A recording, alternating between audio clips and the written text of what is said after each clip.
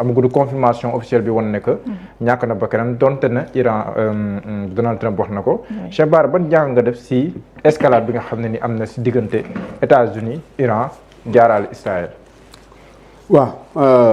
aale xam ne nag mënaguñ koo jaalee di ko ñaanal en tant que jullit ndax ñi ñu ko tàggee moom ay noonam lañ. waaye donte nag ñooñu pour tamit ñu wax loo xam ne du dëgg ci lu jafe la donte ca suba dafa am réunion bu ñu doon def biir Iran ci seen kilifa yi ñu bett leen xam nga Iran dañ leen a xaw a jekku tuuti mooy renseignement bi dafa mel ne ci seen biir ñooy jaay affaire yi parce que fi ñu doon réunion bi pour war a jublu ci guerre bi dëgg fa leen bett. dañoo am ñu wax ne nag bi ñu leen di bett foofu guide suprême bi dafaa nekkoon deewaale na. loolu dépp bi ñu tàmbalee guerre bi rek lañ ko waxoon xam naa nag ñoom dañ ko doon topp xëy na ba ci guddi gi nag laay doog a gis yenn médias yu mag yi di ko gën a affirmer mais daal en tout cas heure bii tamit ku dee ak ku deewul nga mën a justifier ko ba mu leer tamit day jafe parce que ci moment de guerre lañ nekk mais daal bu fekkee moom yàlla lu mën a xew daal yàlla na yàlla may Iran ndam mooy li ma loon wax léegi rek idéologie Occident yi dañ koo ragal te islam dafa nekk ab idéologie moo tax Pakistan ak Afghanistan dafa mel ni sax c'est officiel. dafa mel ni c'est officiel am na xibaar bi ma jot léegi ni daal bii wane na que mel na ni c'est officiel. te ça a été annoncé à la télévision iranienne. waaw Afghanistan moom tamit gis nga ko ña ngay xeex maanaam songante nañ tey jii ak Pakistan parce que ñoom dañoo ragal idéologie te l'islam idéologie bi mu am mën ngay rey nit ñi mais mënoo rey idée bi. loolu problème la bi ci des muy idéologie gën a garaawati nag bu nekkee Iran parce que Iran laatal l'islam dañoo newoon dara ñoom dañoo am daanaka fukki junni at yoo xam ne fi ñu dëkk lañ dëkk ci liñ nekk l'islam daa ñëw dab leen ñu tuub moo tax dañoo nekk ay nit ñu doy waar ñoo xam ne juif yi dañoo xam àdduna dañ leen a xam ragal leen maanaam problème boobu dafa nekk ci seen diggante ak Iran bi ci des mooy seen dëkkante suñ dëkk dafa sorewul te Iran boo ko mayee jàmm mu continue tuuti day am bombe atomique te bu ko xasee ba am maanaam indépendance bi muy am maanaam day ragal Moyen-Orient bi sax mbokki arab yi yu bari maanaam ñu wéeru ci maanaam influence bi ñu amoon ci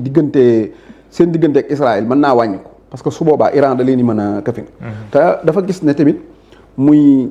Hezbollah maanaam kuréel yooyu fi nekk nga xam ne tubaab bi dañuy wax ne ñoom ay entreprise terroriste lañ dañoo am ay Hamas dañoo am relation bu dëgër ak Iran loolu yëpp dafa bokk ci li tax Iran di bari ay problèmes yu muy am ak diggante Israël France Amérique nangam mais lu jiitu loolu Iran dafa nekkoon xaritu Amérique ci jamonoy Shah bi maanaam seen waay la woon ñu ko daan jàppale ñoom ay copains lañu woon mais Ayatollah Khomeini dafa nekkoon ci dëkk ba di am gis-gis bii mu am nii di nekk ab révolutionnaire bi mu demee ba mu yàgg mu exilé daanaka lu mat 20 ans yu topp ci ñun ñuy jëfandikoo kurus dañoo wax ne bi mu demee dafa nekkoon koo xam ne dafa doon def ay xalwa yu tegaloo di wér di ñaan di doxal ba yàlla def ko fath mu jékki-jékki annoncé na day ñibbisi bi muy ñibbisi dafa wàcc ci réew mi saa bi daw dem Amérique mu ñëw 1979 toog téye Iran def ko république islamique tàmbalee doxal 79 80 rek États-Unis jaar na ci nu mu tuddati Irak pour mu song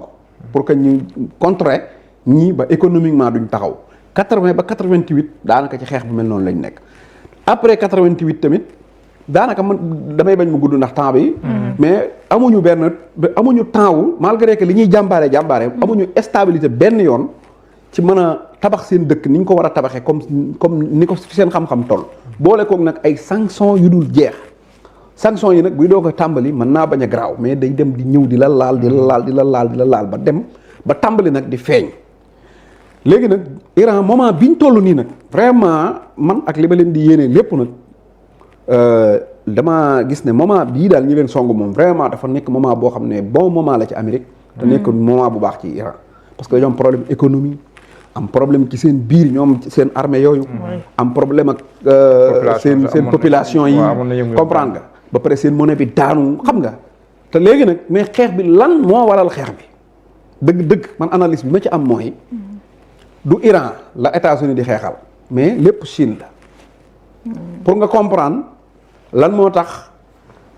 ñu jàpp barki démb Maduro Nicolas Maduro dëkkam boobu. bu Venezuela. lan moo tax ñi dem jëli maanaam maîtriser Nicolas Maduro. ñëw jublu si ci nu mu tuddati Iran. ci benn fan ñu éliminer Ali Khamenei. léegi da ngay bëgg a xam mooy da ngay door di comprendre ne kon affaire bi du ñëw yàq Iran mais dañu bëgg a sensé régime mu Mollah yi teg fa koo xamante ne dafay déggal parce que Ali Khamenei nga jàpp ko problème la. mais fexe nañ ba dañ koy rey koy liquider. léegi lan moo tax loolu mooy il faut nga comprendre lan moo tax États-Unis maanaam Donald Trump jékki-jékki na day génn ONU parce que dafa am lu mu bëgg a defe ci loo xam ne charte ONU yi da koy tere. parce que dafa gis ne Chine xam nga Chine nekkagul pays développé maanaam booy wàññi C7 wala C8 yi bokku ci parce que am nañ ay industrie am nañ lépp mais boo jëloon li ñu am ci alal nga def ko habitant par PIB par habitant da ngay gis ne nekkagul réew mënu koo wooyee Chine réew pays développé mais mi ngi ci yoon woo xam ne jaaxal na ku ne Amérique Chine moo toj bopp bi ni muy doxee dafa gaaw léegi nag problème bi Amérique am mooy léegi moom dafa sanctionné Iran nanguwut a jënd ci ñoom mook Occident yi duñ jënd ci moom pétrole dafa sanctionné Venezuela duñ jënd ci moom pétrole dafa sanctionné Russie léegi Chine day ñëw Iran di jënd pétrole bi moins cher dem Venezuela jënd pétrole bi moins cher léegi loolu daf ko may muy jël avance bu baax ci kaw Amérique parce que Amérique dafa sanctionné ñii kon moom mi ngi ci profito di am pétrole bu bari moins cher léegi nag loolu noonu nag Chine di am loolu dong la États-Unis bëgg a fal bëgg a yàq mooy léegi dem na maîtriser na Nicolas Maduro jël na ko Venezuela ka fay toog dootu jox Chine pétrole bi loolu lijjanti na ko man bi mu defee loolu laa ne tey Iran jekk na mu ñëw Iran léegi jéem a maîtriser Iran bu jëlee Ali Khamenei ka fay toog bu nangoo du joxati Chine pétrole bi rek léegi jeex na mën nañoo am jàmm léegi su ko defee nag Chine buy am pétrole da koy am comme ni ko ñëpp yi amee kon dox bu gaaw bi muy dox di dab si États-Unis day dakk lii dong moo waral guerre bi. donc du nucléaire bi ñuy wax. du loolu non. Depuis 2 jours s'est déclenché au Moyen-Orient une guerre, il faut l'appeler telle quelle, déclenchée par les États-Unis d'Amérique et leurs alliés israéliens qui ont choisi de frapper un pays, notamment l'Iran, et qui ont déclenché la riposte de ce pays qui a embrasé toute la région du Golfe. Nous serons très naïfs si nous pensions que ça se limiterait à cela. Nous souhaitons tous que ça n'aille pas plus loin que ça. Mais nous devons être pessimistes, voir les choses de la manière la plus lucide et la plus réaliste possible. Des frappes ont été opérées, une réaction s'est déclenchée, qui peut entraîner d'autres réactions avec d'autres acteurs qui vont entrer dans le conflit et peut-être des ramifications qui dépasseront cette partie du monde. C'est déplorable parce qu'à la base, nous sommes dans une situation, depuis 1 an maintenant, nous sommes dans une situation de remplacement du contrat social mondial par un retour à l'état de nature, de liquidation du droit international, où un pays peut se donner le droit à tout moment de kidnapper des présidents,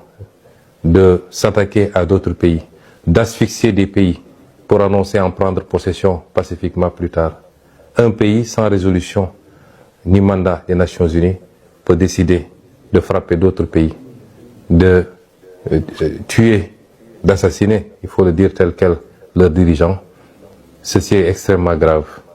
Et tout l'équilibre du monde qui a été conçu sur ces 45 dernières années, voire ces 50 dernières années, s'en trouve compromis.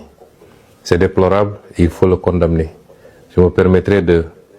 présenter toutes nos condoléances à la famille et au peuple des dirigeants qui ont été assassinés, des dirigeants iraniens qui ont été assassinés, et souhaiter que ce conflit trouve une fin rapide pour le bien du monde. Il nous faut mesurer toutes les conséquences de ce conflit qui dépassent le simple aspect militaire. Nous savons tous que aujourd'hui le trafic autour du détroit d'Ormuz est compromis et nous savons que minimum 40% ou 30% du pétrole mondial, des hydrocarbures mondiaux passent par ce détroit. Les impacts sur le plan économique pour tous les pays, dont le Sénégal, dont la consommation en produits pétroliers dépend de ces trafics-là, les conséquences seront très importantes. Les conséquences de manière générale sur l'économie du monde seront très importantes, avec des impacts sur la mobilité des capitaux, sur l'investissement et les répercussions sur tous les autres produits de consommation. Parce que vous savez que tout tourne et tout tourne à partir de ces produits d'hydrocarbures, pratiquement, les industries, l'économie, tout. Et donc, même les produits de consommation courante, notamment les produits alimentaires, les denrées alimentaires, tous les autres produits s'en trouveront impactés. Et tout ça par une décision unilatérale d'un pays tout puissant soit-il de déclencher une guerre, de frapper d'autres pays